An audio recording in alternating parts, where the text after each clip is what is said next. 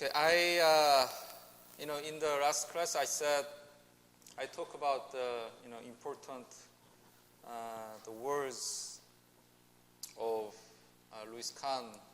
Those are light and form and institution. Here it is. Form and right and silence, institution and commonness. So these quotes are all about these 5 words. So the first thing today he talked about the institution. So every building an architect does is for an institution. Institution means here is like community, right? The school is institution too because students are here and professors and teachers are here. That's an institution. House is also an institution because house also has family members. So that's why he said every building designed is for an institution. So we have to think about the institution. I think the institution is kind of a different way to express the programs and programmatic distribution and organization and that kind of thing, I guess. He used the institution. He always he always redefined the term, which is different from what other architects do. Yeah, so he keeps saying, it's for the institution of learning, that's school, and institution of home, that's the house, and institution of a government is governmental building. And the form. Form here, the Louis Kahn's description is form is different from our understanding actually. He said form is a more fundamental thing. Form has no shape and dimension, right? As far as we know, the form has a shape. Form is right shape, but he said form has no shape or dimension. Keep saying the form is recognition of realization of the characteristic of one thing of another. That's right, some invisible thing. He also saying the form also says it has no shape or dimension. Right? It's very philosophical. It's it's merely a realization of characteristics. Yeah, that's the thing. The form is realization of characteristics. So we architects, we have to think about form. What's the fundamental form of school? Is this really form of school? Actually, that's the modern typology of a school, right? If you think about the school of 500 years ago in Korea, that was totally different from this kind of thing. Also, Europe is the same, right? So, if you think about, if we want to know the form of school in the future, it will be probably totally different from this, right? So, as an architect, in order to make something different, something better, we have to think about the fundamental thing. That's the form, right?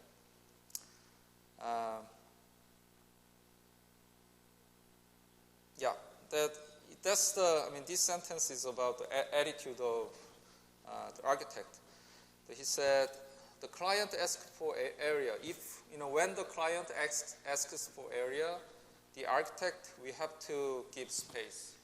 The client always, they ask the more pragmatic things, practical things, realistic things, but we have to think about the more fundamental things, right? Such as form, right? So when the client asks for area, we have to think about the space. So when the client asks for corridors, we have to think about the galleries. So that means, we also think about the form of corridors. That's not the original form of corridor, right? That can be gallery, that can be gathering space, right? So everything, every form of something, that could be changed. So we have to think about that. So when the client asks for the lobby, we have to give a price of entrance, right? Let me just jump. Yeah, there is another description of the form. I think of form as a realization of nature. So form is the fundamental thing. The form is a realization of nature, made up of inseparable elements. Form has no presence, it exists in the mind. Yeah, the form, existence of form is in my mind, in our mind. So the form precedes design. It guides its direction, for it holds the relation of its elements. Design gives elements of their shape. I mean, this is designed, right? This school is designed. But it's not the fundamental form of the school. That's the thing. Okay, RAM. So subtitle is, actually we're going to look at the Julius New York. It's probably the most important book in the contemporary architecture. So I made a subtitle, which is Culture of Congestions. So he, in that book, he talked about, you know, the something different culture of the metropolitan cities, right? You know, New York here, and also Seoul is the big city, right? So he wants to find something new culture from the big city, which is you know, high density. So that attitude is different from other architecture. Before, the most of architecture, they try to kind of they try to make a better city, but they didn't accept the present condition of the city. So they said, city is dirty, city is congested, city is, you know, polluted. So we have to make the better environment. Architecture has to something, you know, the better one. But he said the problems of big city is the culture. So we have to accept that. So we have to generate new typology by accepting, you know, that the new culture. That's the thing. So I mean, I think I already showed you this the quote. This the quote from the interview with Peter Eisenman.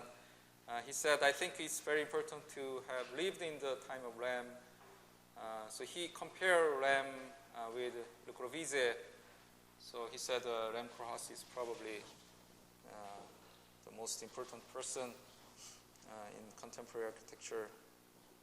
So he published this book in 1976 or 78, as far as I know.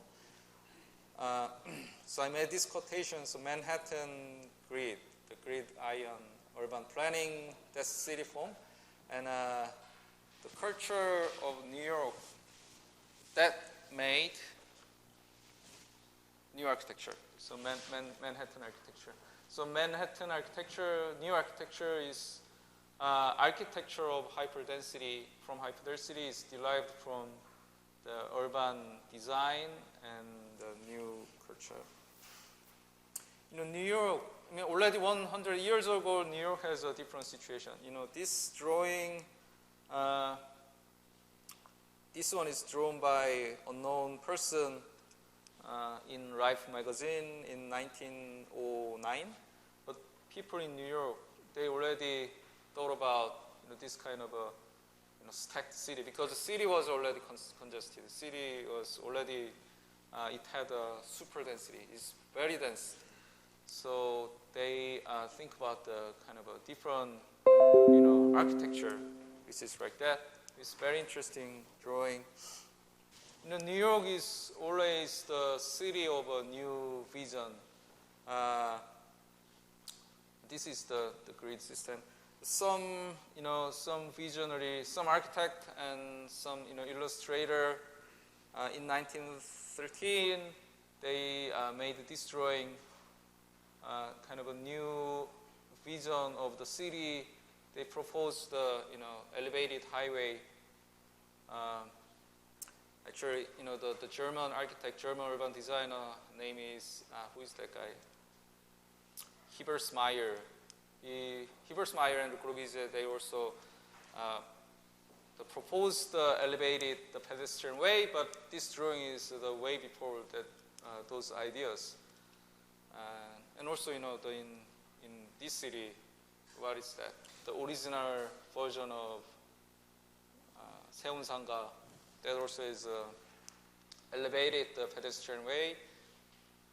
But that is different. I mean, those are kind of idea of modern architecture, but this is more like they want to resolve the problem of high density.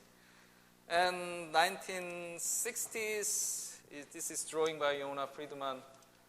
The many architects, they propose kind of elevated the mega structure, elevated the platform, because the the city was very polluted.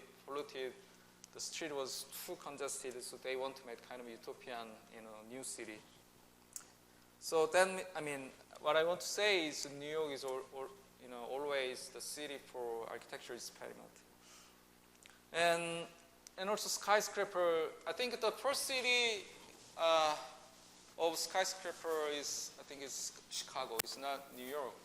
But the typology of skyscraper in New York is different from the other American cities.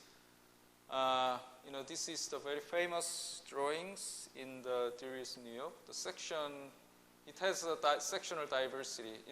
Normally the section of skyscraper is homogeneous, the same, right? The same stacking system. But some buildings in New York, it has a different, it's interesting sectional ideas. I'm going to talk about this later. And then this is the proposal of the Jewish library by OMA, Rem Koolhaas. So his idea is actually, this kind of sectional diversity. This is very prevailing. Many actually the architects, like MVRDB or Korean architects, they actually duplicate this idea. But the main idea is, the initial idea is from that kind of sectional diversity. So it's related. So he found something different situation from the existing cities, existing condition, and then he used this idea for the, his architecture. That kind of the design, that kind of attitude is very different because, normally, as I told you before, right, for example, Le Corbusier, the city stories, he wants to make, architecture should be different because that's why he invented the kind of pilotis. So he want to make the building elevated from the dirty city. But Le Corbusier is, the Rem Koolhaas is, city is always dirty, so we have to accept that. So he kind of used the existing the phenomenon for his architecture. And also grid in New York is different. This is the map of Kyoto in 1696. Isn't it amazing? The Japanese guys, they already made this kind of map in 16th centuries, right?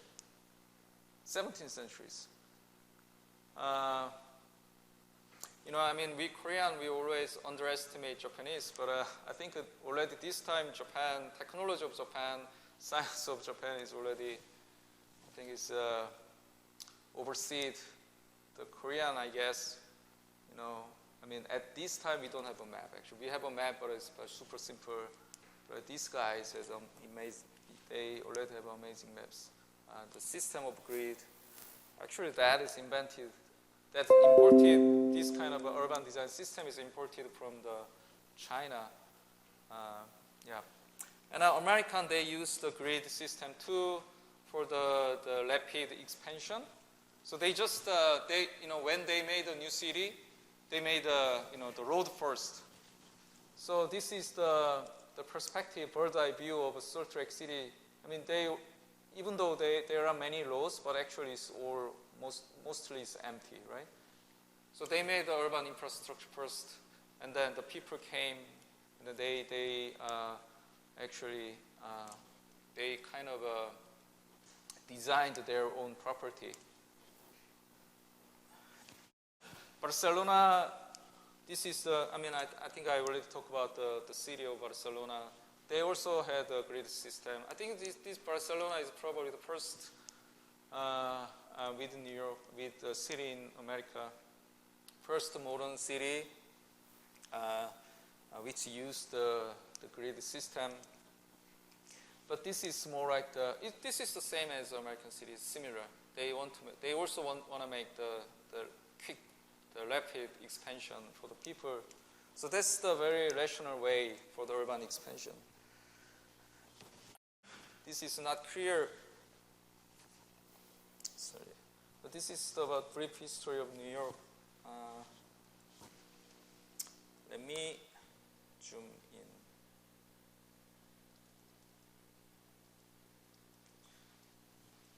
Can you see? Is it clear?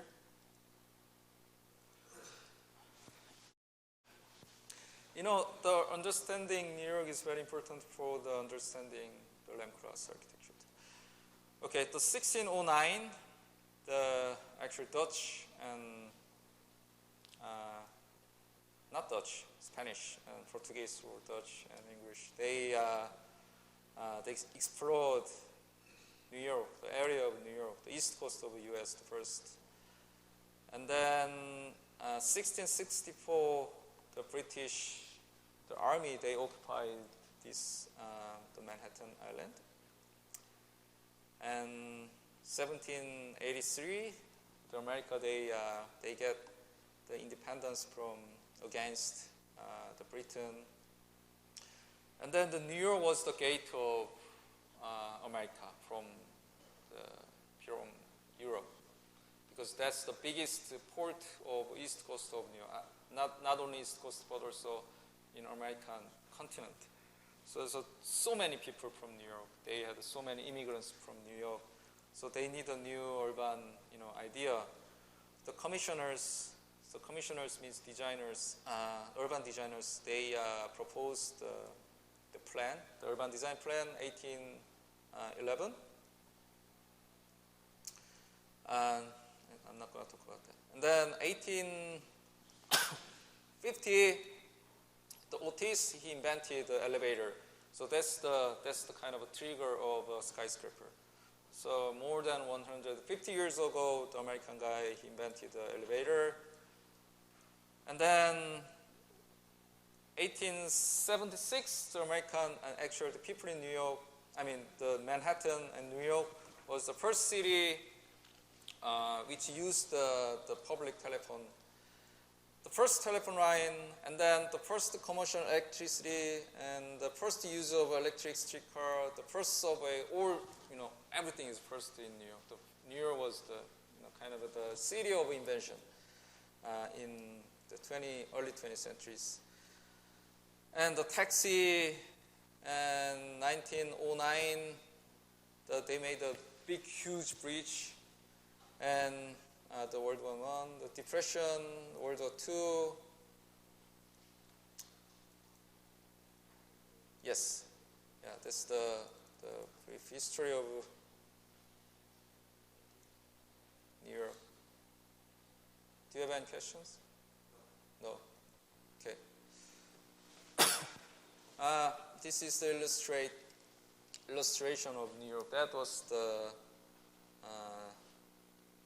drawing about the situation of New York in 1811. This is 1856. This is 1876. This is Brooklyn Bridge. Is it? Maybe not. And yeah, this is recent condition. And the block of Manhattan was invented, real estate, the ideology.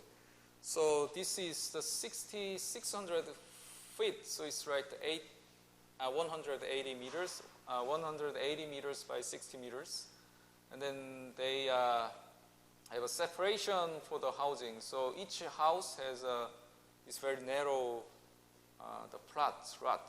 So half of that is for the house, half of that is for the backyard. So this is for the backyard. This is the initial idea.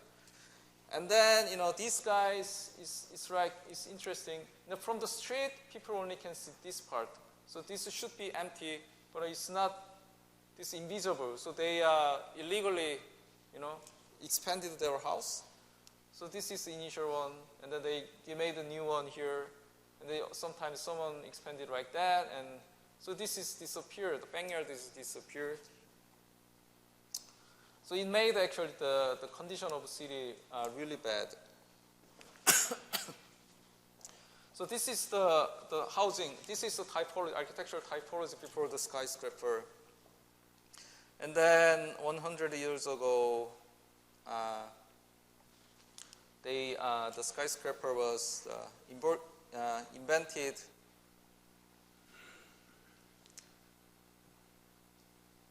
Let me just go to the So I made a diagram. Actually, the drawing is from my the master thesis. I did a few years ago. Let me zoom in. So the flat iron building, I'm going to show you this. I'm going to show you the bigger photo of this one. So 100 years ago, the flat iron building was first, and then there are many type of skyscraper for least 100 years. But the typology of section, skyscraper looks always the same, right? It's just tall, slender and tall. But the interesting is the section is evolved, is keep changed. So I think the section, the land cross is the same idea. The skyscraper, the plan of a skyscraper is not interesting. This is all same. It's from the rational ideas. But a section of a skyscraper is very interesting because they want to, sometimes they need to resolve the realistic problems by a section. I'm going to explain that later too.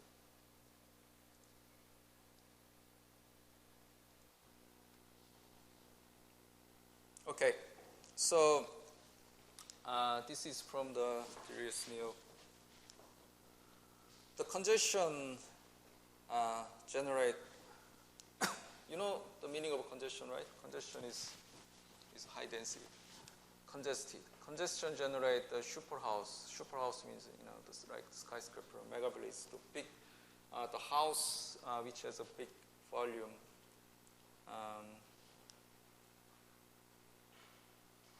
Yeah, it's a little bit hard to understand, so that's why I translate by Korean, but you don't read Korean. Okay, so the congestion, the important thing here is the congestion in the city that result in the interesting typology. So he named that situation in New York is a culture of congestion. So I already showed this quote. The reason the people in New York, they try to make the skyscraper is because the condition of the street was bad, right? Many people and many cars and polluted. So the rich guys and also corporations, they want to go up because they can have fresh airs and they can also have sunlight more, right? So it's just going up. So they have the competition, the corporations, the company. They had the competition to make the higher buildings. Then also, the skyscraper architecture start to have the symbolic meaning too. The higher means it's power, right? So, in China, it has the same situation right now because they have a competition of skyrise. High-rise buildings in Shanghai. It's the building is going up. Because, the interesting is actually, it's not only for the real estate reason. For example, here, Lotte Tower, that company, they didn't need to make that because they don't, it's not from the real estate reason. They can make the value of from that building, but they made it because they want to make the symbol of company, right? Symbol of owner. That's actually the symbol of owner, symbol of owner. That's, like the Robert Bentley said, it's a symbol of architecture. Same. Yeah, so this is the first building in early 20th centuries. This is flat iron and similar. This is the constructed in 1902. This is 1915. This is I think this is not in New York. It's probably other city in America. It's 1931. Did you? In any classes, did you see this kind of thing? Did you? Yes? 아, 이런 얘기 하니? 많이 겹치네? 오케이. 현대건축사에서 어떤 얘기야? 아, 플랫 아이어. 오케이.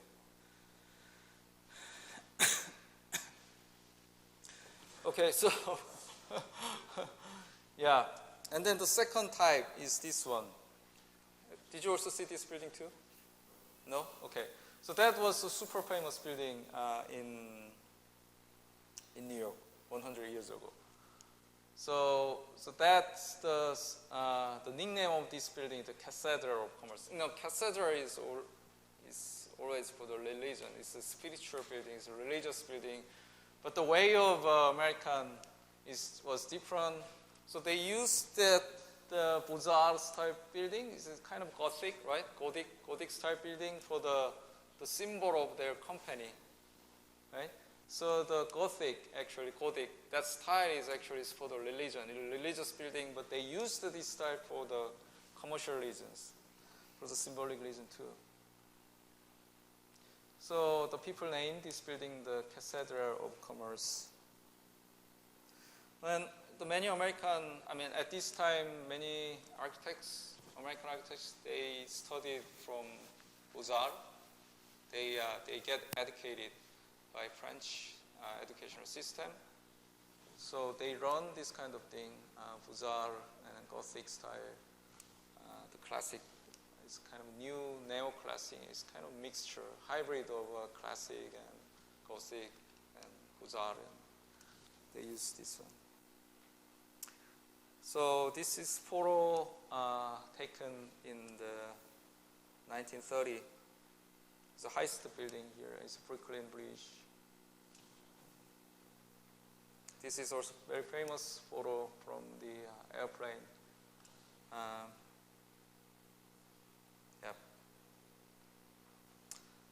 And then they realized, the company, they start to make this one. And then they realized the situation of city was getting worse. Because, the street level, it doesn't have enough sunlight because they have so many buildings. It's so packed.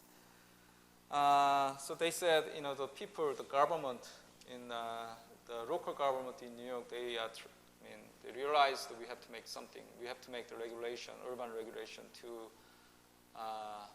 for the building, the height of, to make the height of building limited, that kind of thing. So they made the zoning law in 1916s. So it's like, this kind of regulation is also effective to, other country too. Like Korea. Do you know the architecture guidelines, 사선제한, right? This is that kind of regulation also is influenced by this kind of law. And also the many, I already showed this photo, the drawing, and the people, already the early 20th centuries, people in New York, they said, the street is so bad, so they want to, the pedestrian especially, people, they want to have their own land, their own, territory. Because the street level is so many cars and the electric train. But so many, the vehicle was there, so it's dangerous, it's dirty. So they, the visionary architects, some visionary designers, they propose this kind of separate the pedestrian way from the vehicle lines. And also, if you look at the building typology, it's very interesting. It's stepped, right?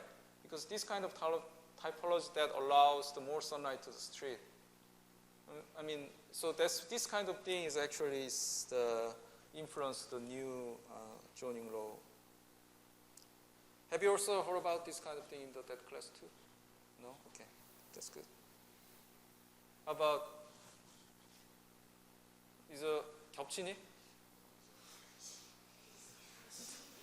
저한테 유라한테 물어봐요. 되게 솔직하게 눈 동그랗게 뜨고. 농담이야. Okay, do you know this drawing, Hugh Paris? This is very famous. I think I saw this. You guys guys already know this one. Have you know this drawing? You know, right? So this name of this drawing is the envelope of development. So this is kind of a guideline, the volume of guideline, the building development. So you can actually make the building underneath the skin, this envelope. So this is kind of the volumetric, the prototype, and not prototype, example of the guideline. Yeah, so here, I mean, after that rows, building typology should be like this. It's kind of very similar with this guideline too. And also, the interesting thing of Manhattan is that they start to make the big building, huge building, which has a big footprint. Now, I mean, this is not very interesting because we have Korea, Seoul has a much bigger building than those one. But if you considering the time, this is constructed in the 1931. This is big building. I mean, it has everything. I mean, it's office and the commercial and train stations. Everything is in this building. So this is like the small city. So Lamcross said the skyscraper is the instrument of a new form of unknowable urbanism. It's a new form. It's a form. I mean, we talk about the form in Wisconsin. The skyscraper is the greatest metropolitan. He always uses very difficult vocabulary. It's hard to understand. So let me. I mean, the Korean students, you can just read this one. Is it clear? Can you see? Can you read? Yeah. So the skyscraper that create the characteristic of New York, the typology of skyscraper, it generated kind of a new form of the city because it's the verticalized. The conventional city form is the horizontal, right? Like Barcelona is grid.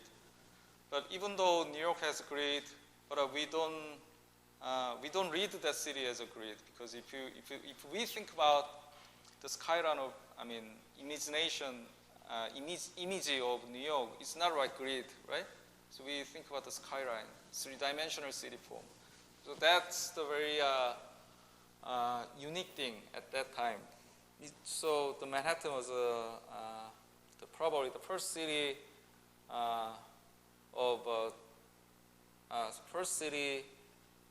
which has a three-dimensional form. So, I mean, the reason they made this kind of section is this building is for the athletic club. This is like fitness club. It's big. This is constructed in 1930. So at that time, I mean, the people in New York, they need this kind of big, huge, fitness club. So this is all, for the physical exercise. But sometimes, fitness club is high ceiling. I mean, sometimes you want to do the swimming, right? So this is a swimming pool. The swimming pool has a different section. So sometimes you need to have a high ceiling for some different exercise. Sometimes you need to have this kind of type 2. So at the section of this building, I mean, from the outside, this is the same as typical buildings. It's a stepped building, formed by regulation. But if you look at the section, it's actually that's the change it for the program inside. So before Lam, before Bernard Tsumi, before those architects, actually the program was it wasn't a very important thing in design, architectural design. But I think the program suddenly became very important after I think mid-20, maybe late 20th centuries. But these days, the school, the teachers in school ask you guys think about the programs a lot, right? sometimes you need to make the programmatic diagrams and blah blah something the things. But before the 70s, before 80s, programs, it doesn't really matter in architecture. Actually, many architects, they didn't actually think about the programs. They didn't say the program. I mean the function of building. The function and program is different, right? The program is more specific thing. The function of church is the religion. I mean, and the function of the church is how to say is for the gathering space, it's spiritual space. But a program of church is different. Program of church is more specific. You need to think of more specific things.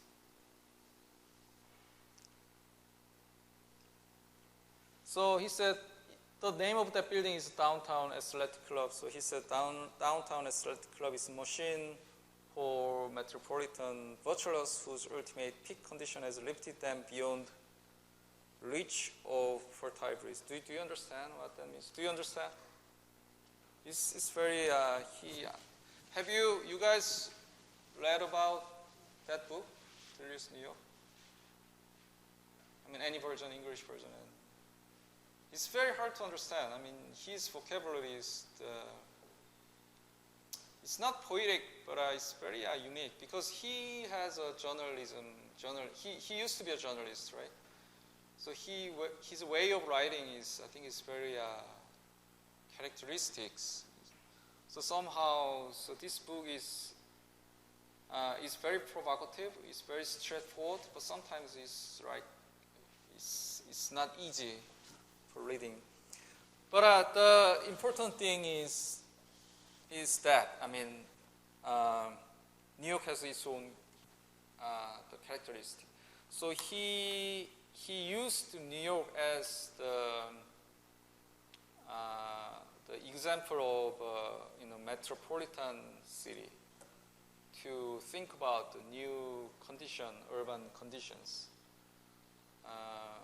So actually so that's why, I mean, he named his office of, OMA. OMA is Office of Metropolitan Architecture, right? The metropolis, the big city is always, important to Rem Koolhaas. So I think he's the first architect to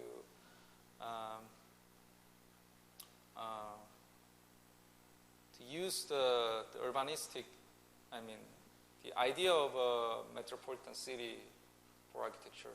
Actually, that idea is very easily applied to the Asian city too, right? In Korea and Japan and the Chinese cities. So this is very, the meaning of this illustrate means this is kind of a new type of people. These guys are not, I would say, it's different from the noble people in Europe. I mean, these guys are, I mean, the meaning of this drawing is the people, the users of Downtown Athletic Club is these mostly the guys, men.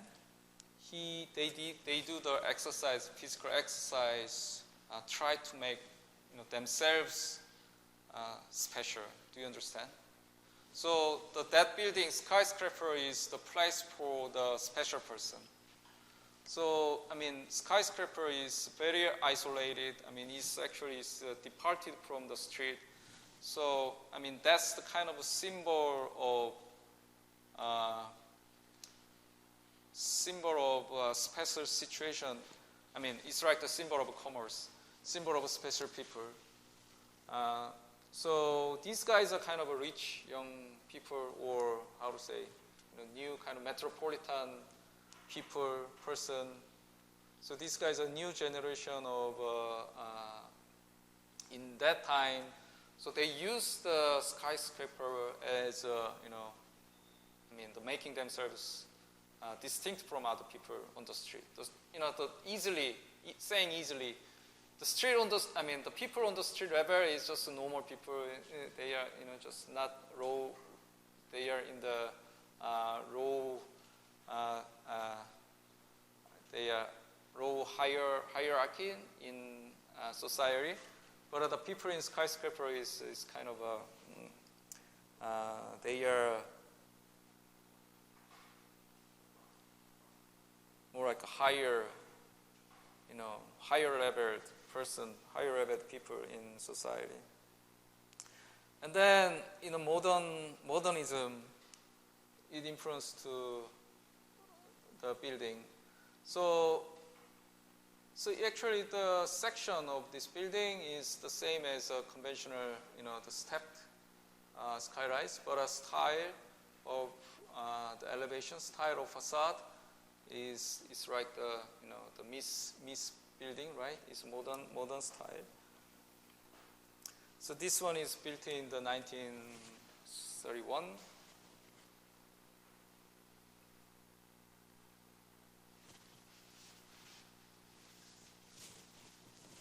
Some people are sleeping.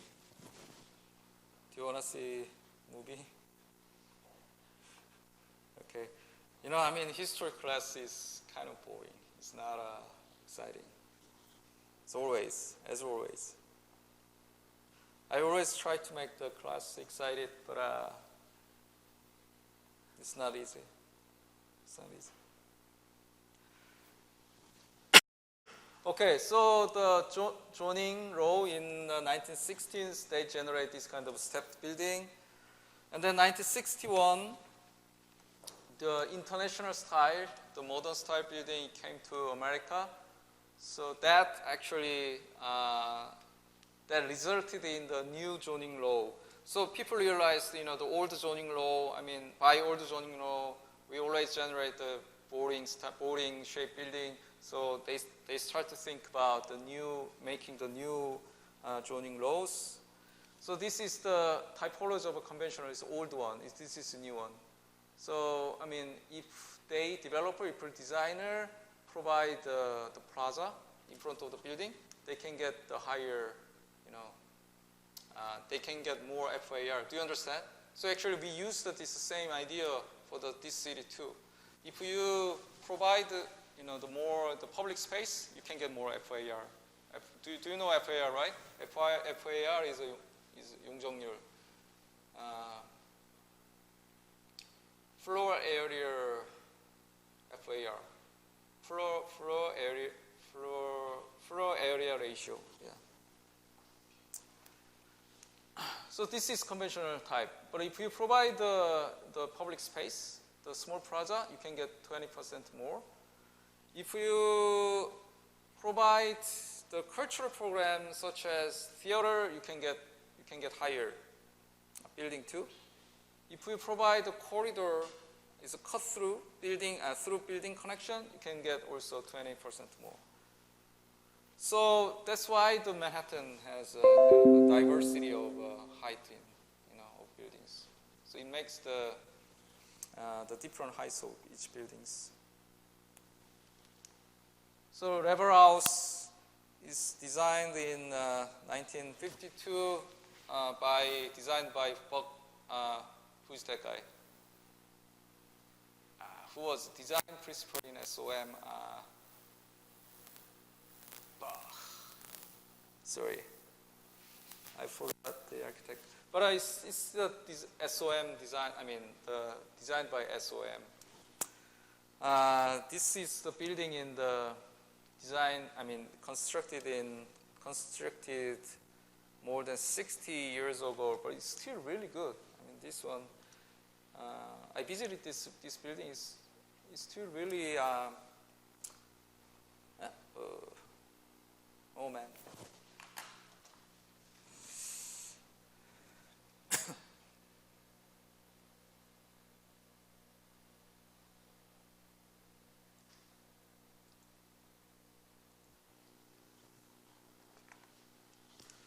So, this building, this is the first building of international style. International style, do you know the, oh man, who is that guy? Philip Johnson. You know Philip Johnson, right? The Philip Johnson, he's the first guy used the term of international style. International style is the kind of American way of modern style. The modernism in architecture is not style, right? It's like it's theme, right? The modernism is not style. But Philip Johnson and American architects, they just choose the style of modern architecture, and then they use that style for their buildings. So that's why they use the term of international style. So international style is different from modernism. The modernism is not style. So we don't call modernism as a style.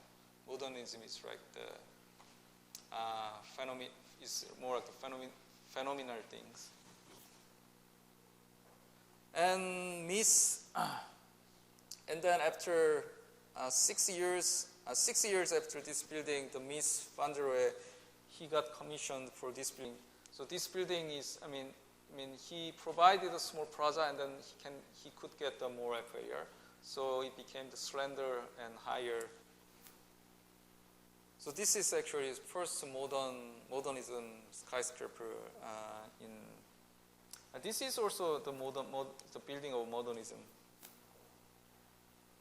But this is more like the pure modern style or modernism skyscraper in New York. This is the plan. This is ground level plan. This is plaza. The core, and this is lobby, and the core elevators. And actually, this is the footprint of building. That's actually the part, the back to the building. So it has a smaller, lower part of the building backwards.